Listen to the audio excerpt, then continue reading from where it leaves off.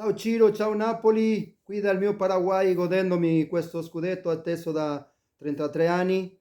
Sono contentissimo. Ieri ho festeggiato qui anche sia da lontano, mi avrei piaciuto tantissimo essere lì a Napoli e poter festeggiare con il popolo napoletano.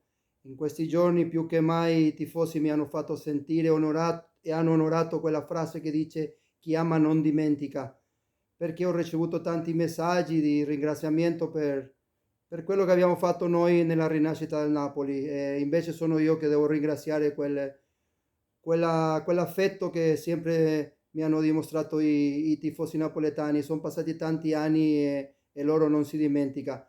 E non dimentico anch'io perché Napoli mi è rimasto nel cuore. Sono contentissimo e spero al più presto poter essere in Italia, a Napoli, per poter salutare e festeggiare ancora questo traguardo così grande e importante che hanno raggiunto questi ragazzi. Quindi i miei complimenti a tutta la città e godetevi questo momento.